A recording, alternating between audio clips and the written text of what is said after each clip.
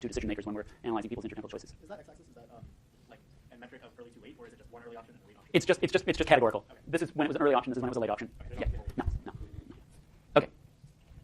So do these graphs represent like if you chose early, you had more beta activity, or did you get more beta activity? Well, that's what I was getting at. There's two interpretations, and we don't know. I mean, right? One possibility is that you chose early. I mean, it's possible this is confounded. So one possibility is that you chose the early option for some perfectly rational delta decision, like, right after I get out of here, it's date night with my girlfriend, and that's, I want the money for that. And then as soon as you chose it, all of a sudden you're like, woohoo! Immediate reward. That's possible. I think that I haven't read the paper recently enough, nor do I know if it's in there for if they looked how precisely they were able to look at the timing. But I mean, it's a question. I think teasing apart those kinds of details isn't really necessary in order for us to take away from this a pretty strong degree of validation about the idea that there are these two cells, right? Particularly, right, because when you combine this with the observation that the beta areas lit up only when there was an immediate choice, it's like, okay, well, obviously the beta areas aren't influencing your delayed choices. So there's, right? So let's roll with that. And you're gonna, should we talk after, or you want to keep puzzling? Fine. Okay. Ooh, this is not animated. That sucks. Okay. It was animated a minute ago. Oh god, are there all kinds of other problems here? I think I may have an old. No. Okay, good. Somehow I lost the animations. Won't matter. Okay, so this suggests a helpful way of thinking about beta delta preferences. There are two selves. When all payoffs are in the future, the delta self is in control, and whenever there are payoffs in the present, the beta self kicks in. Now I say the beta self is in control. Obviously, the beta self may not actually take charge, depending upon what the trade-offs are, right? So some of this is in the little u's. If the immediate payoff just isn't that tempting, the beta self may not actually take control, but it steps in and tries to grab the wheel, right? So that would be Odysseus if you untied him from the mast. Okay, now let's see if we can make use of this. Let's go back to the health club situation from from Delavigne and Malmondier, and I'm going to sort of set this up in game theoretical terms, and then I'm actually going to come back to solving this in some detail on Tuesday, and we'll move on and look at a different problem today. But the setup here is player 1, right? So we had this deal where in time 0, you decide whether or not to buy a gym membership, and then in time 1 and many times after that, you decide whether or not to go to the gym, right? So you can think of this as a dynamic game between two selves. Player 1 is the delta self who's deciding whether or not to buy a membership. They're not lying in bed agonizing over whether to get out of bed and go to the gym. They're just sitting calmly thinking about the future. Okay? So she's going to choose whether or not to buy a membership based on her belief. That's going to be crucial about what the beta self will choose at time 1, right? So if I have to, when I'm thinking about whether or not to buy a membership, the decision must be based on what I think I'm going to do in the future. I mean, if I'm about to go to Nepal for a year, obviously I'm not going to buy a gym membership in America. So you have to be thinking about what your future self will do. The question is, what are your beliefs about what your future self will do? Do you take into account the fact that that future self will be a beta self instead of a delta self?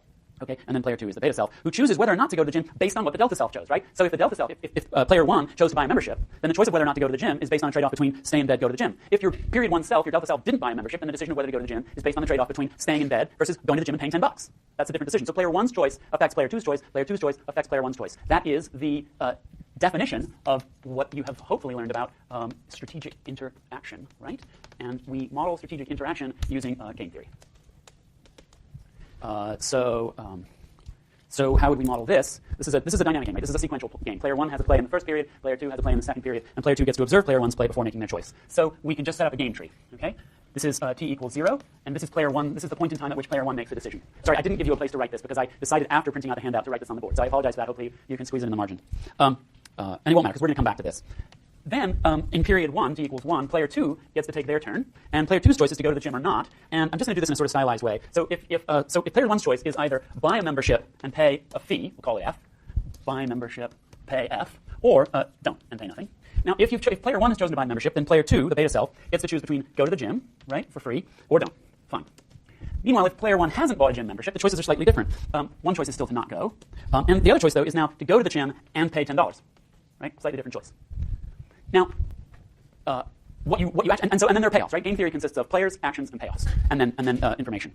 And information is going to be a big part of this, because ultimately what it's going to come down to is, does player 1 have correct information about player 2's preferences, right? That's the sophistication versus naivete piece. The payoffs basically are going to be, this is big U 0, so this is player 1's preferences of the sequence of events, buy the membership, and then go to the gym, and player 1's preferences for the same sequence of events. Now, of course, player 1 isn't actually going to experience any gain or loss of utility from the fee, because that's at some cost by the time player 2, oh shoot, I'm doing this based on periods. I should do this based on players. So that's U1 and that's U2. Right, player 1, player 2. And then you can just go across and do the same thing. Here, the payoff is player 1's utility for buying the membership and then not going, etc. Okay, so, and likewise across here. Boom. So that's the setup. That's a game tree. My hope is that all of you, somewhere along the line, have seen a game tree representation of a dynamic game and solved it. What is the name of the equilibrium concept that we use to solve this kind of game? Oh, it's not Nash equilibrium. It's anybody? Nope. So in a dynamic game, in a sequential game, so Nash equilibrium says that each player's move has to be utility maximizing given the other player's move, right? So each must be this equilibrium must be a mutual best response. In a dynamic game, you have to go an extra step and say, what about things that would be a mutual best response, but that because of the dynamic nature of the game would actually never happen? So you have to use backwards induction to rule out forks of the tree that actually would never happen. Right? So in the prisoner's dilemma, if you do a sequential prisoner's dilemma, the equilibrium go to the gym, collaborate, and then player 2 collaborates, it's a Nash equilibrium in the sense that, is it a Nash equilibrium? It's not a Nash. Is it a Nash equilibrium? It's not. It's a bad example. The Battle of the Sexes is a better example, but let me skip all that. In the problem set example, right, you can model the problem set decision using a game tree, and what you discovered using backwards induction is that doing the problem set on Saturday is not a viable option, because once you get to Saturday, doing the problem set and skipping the movie is not Nash. It's not a Nash equilibrium. It turns out to not be a best response to what has happened already. And so you rule out that fork of the game tree, okay? So the equilibrium concept is called subgame perfect equilibrium, right? And basically what it is that not only does the equilibrium have to be Nash for the whole game, but the equilibrium also has to be Nash equilibrium for each subgame. Fine. So we're just we now have this, we've got this two-self idea, and we can use it to motivate the use of game theory, treating one person's decisions over time as a strategic interaction between multiple selves. Fine. Okay. Just to check your understanding of this, I'm going to go into all the game theory, and we're going to solve some problems, and then there's the thing on the problem set. But just to make sure that you're getting some of the basic concepts here. Question for you. Oh, where did my clicker thing go? Did anybody see where it went? Where are you? Top left? No? It's under the computer? Where is it? I mean, way up there? What the heck? Ah, gotcha. Yeah, okay, but then it goes away. That is really... Does it show up if I just click there? Oh, God, I'm sorry to be so incompetent. My girlfriend has to put up with this all the time. No, that's that thing. That's the keyboard. Good Lord. Oh, wait a minute. Isn't there a way? No. Shoot. How do I get there? Yeah. It was behind it, I know, but that means I can't get to it. I know what I can do. I'm going to do something super... Boom. Great. Okay, great. So it's like our dog. You just have to give it the command over and over again. Sit. Question.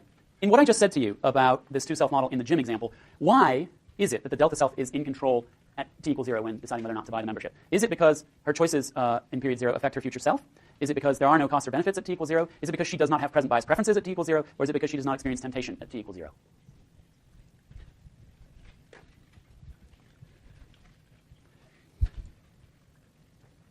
Okay, 5, 4, 3, 2, 1. Good. So what did you say? All right, majority A, and then even, not quite majority, but plurality A, and then even between B, C, and D. Who said A? Yeah. Because there's no benefit in the short term, or immediate. So, but that's B. Well, I mean, but that pays the same. So there's only future, the benefit of whatever she does is only future. There's nothing currently affecting her. So if I have a piece of cake in front of me, then B is not correct. But isn't A still correct? If I have a piece of cake in front of me and I'm tempted and I don't have, there's no cake in front of her. Yeah. Right. But the point is that if there was, Professor Acklam, there's no cake. Has anybody seen Guardians of the Galaxy? That character Drax, he's like, why would I draw my finger across his throat? I know there's no cake in front of me. My point is that at t equals 0, if this is t equals 0 for me and there's a cake in front of me and I was concerned about the fact that I now actually only have 4 shirts that fit me, you're going to see a lot of them. My current choices definitely affect the future, right? Yeah. But my delta self, I can guarantee you, is not in control. So the fact that my choices affect the future isn't what's driving this. You know, if there's cake, if there's cake now, beta is in the hot seat for sure. Especially for me, especially if it's like agave sweetened cake. Yeah, I agree. But with the gym membership, so basically the cake's reward. There's a reward present, but in the gym membership case, there's not a reward present. I have to pay for something. Right. There's no reward present. All of the $5 for $5. I don't count that as reward. That's right. So and particularly because the $5 is for most people on a credit card, so that's out in the future anyway. The point is that there's no immediate reward or cost, so there's nothing to trigger the beta system. Okay, that's what puts her into the sort of cool state in which she's able to make a delta-based decision. Is that there's nothing happening right now that would trigger temptation. Oh, in that case, so cost. I didn't really cost trigger either though, because the cost still is a reward. But does that count like a negative reward? Yeah, I mean the point about going to the gym is that the temptation is you're tempted by staying in bed. Another way to think about that is that there's immediate cost if you go to the gym, which is I have to get out of bed. And I want my present bias affects both of those things. I'm going to inflate immediate benefits. I'm going to inflate immediate costs. It's all the same thing. If there's no immediate cost and benefits. So if I'm contemplating whether or not I want to eat cake in a week's time, when I'm choosing between $105 in a year, 100 a year, and 105 a year in 2 weeks, there's nothing triggering my beta self. There's no immediate reward. So I still have beta delta preferences, but it doesn't matter because I'm making a choice where all of the outcomes are in the future. So that means that I get to make that decision based purely on delta. So I'm preserved at t equals 0. Is this when you decide whether or not to buy membership? Yeah. Isn't there a cost in the fact that do you not equally equate like cost of spending money versus the cost of like exercising? So this is tricky. I'm ignoring that in this case because when you actually pay for a gym membership, it's not like, oh, this immediate outlay. It's like you're going to be paying this on your credit card month after month for a long time. So I'm thinking of that as not something that, yes, you could have thought, oh yeah, there is this immediate thing. It's the payment.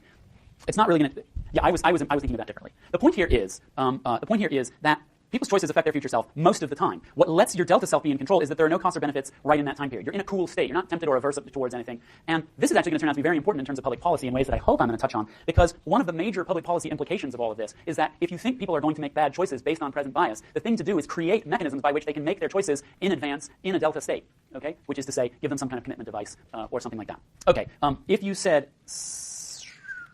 So if you said C, I could say, okay, maybe so. She doesn't have present bias preferences. It's not that she doesn't have them, it's that they're not in effect right now because she does not experience any kind of temptation. Right? So these things are all related. Fine. Where are you? All right. Now, let's actually do some work.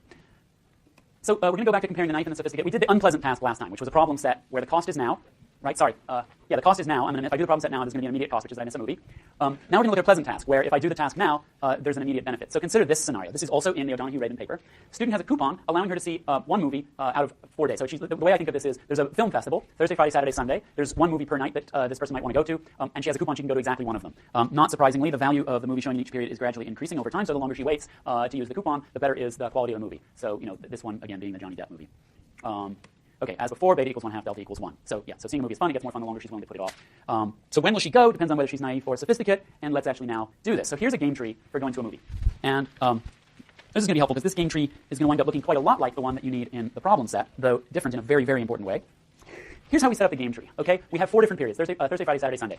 So here's self-0 at time 0, which is Thursday, and self-0 has the following decision to make. Watch the movie now, which is a terminal state, right? Once you watch the movie, you're done. There's no more choices to make. So that is what we call an absorbing state. It leads to a terminal node of the tree. Or don't watch, in which case you bump the decision down to self-1 on Friday, who gets to make the same decision. Watch, don't watch. And again, if self-1 doesn't watch on Friday, self-2 on Saturday gets to make a decision. And then if we get to Sunday, there's no choice to be made anymore. You just have to watch the movie. So it's a very similar setup to the one we saw before. So there's 3 different selves that we care about here, 0, 1, and 2. What we're going to do is now we're going to write the payoffs, okay? Now, the instantaneous utilities, I'm just going to pull up, I'm just going to write here so we have easy reference to them. The first movie is worth 1 in non-discounted utils, then 3/2, 9/4, and 27/8. In the paper, this theater is referred to as Fibonacci's cinema for reasons that you can dwell on. I think that's in the paper. So here's what happens. Self-0, if self-0 chooses to watch the movie, what is self-0's payoff, okay? They're going to get to see a movie that is worth 1 util, and they're not going to be discounting it because it's immediate. Okay, so they're going to get a payoff of 1 util from watching the movie, and then I'm going to translate everything into 16ths as I did before. Okay, that's clear. Now, self-1 and self-2 don't have a payoff in this period because they don't exist yet, and they're not involved in this process yet. So we move down to period to Friday, t equals 0, t equals 1, and now 2 selves are involved. Okay, self-1 is making the choice, but there are payoffs based on that choice for self-0. In particular, if self-0 chooses to not watch and then self-1 chooses to watch, the movie's going to be worth 3/2. Self-0 is going to discount that, and it's going to be worth 3/4, which is to say 12/16. Whereas self-1 is going to experience the undiscounted value of that because it's immediate, and so they're going to experience 3/2, which is 24/16. Yeah? This is exactly like filling out cells in a table of utilities. How big is the short term? How big is the half? So when the immediate can be discounted by half? No, the beta is the extent to which you discount everything in the future relative to the present. Okay? So, as a check on something that I said, Alex, last time, once I've done this, go home, draw out the game tree again, and enter all of the numbers, multiplying immediate payoffs by 2 and leaving everything else constant, and you'll see what I mean when I say that you can either inflate the immediate period by 1 over beta or deflate everything in the future by beta. The math is the same. The numbers are different, but the comparison, the utility maximization is the same. Okay, so all we're doing here is exactly like filling out the cells of the table of utilities. It's just that the game tree is more generalizable. Okay, so if self-0 and self-1 don't watch and self-2 decides to watch, that means we're going to the Saturday movie. Self-0 discounts that, gets 9/8, which is 18/16. Self-1 feels the same way about it because self-1 is also discounting this Saturday movie. Self-2 gets the undiscounted value, which is 9/4, which is 36/16. And then finally in period 3 now, I didn't put down self-3's utility because it's not relevant because self-3 doesn't actually have a play in this game. And I'll just fill these out. Self-0 discounts 27/8 and makes it into 27/16, and so do both of the other selves because this movie is in the future for all of them. Okay. Now, if this was a table of utilities, I'd go listing ranks and I'd cross boxes out. But this is a game tree. It's a different representation of the exact same thing. But this game tree allows us to use everything that we know about backwards induction and subgame perfect equilibrium. We start at the bottom of the game tree and figure out what decision each player would make, conditional on what the previous players have already done. Right? So, in other words, self-2's decision-making environment is determined by what the previous players have done. Okay? So what we're doing here is this. Okay? Self-2 is going to compare her utility of not watching on Saturday, which means she'll watch on Sunday, and that's this, 27/16, against her utility of going to the movie on Saturday right away, which is the undiscounted utility, which is this, 36/16. So she's going to say, nope, I'm going to watch this right away. I'm going to watch this too soon because I'm discounting the Johnny Depp movie. I'm not discounting whatever this one would be. I don't know. Somebody movie. So I'm going to choose to watch on Saturday. Okay? This should be exactly like what you did when you learned game theory. So that rules this out. Right? This is no longer an option. Okay? So all of these utilities are off the table. That branch of the tree is not viable. It's gone. Knowing that, self-1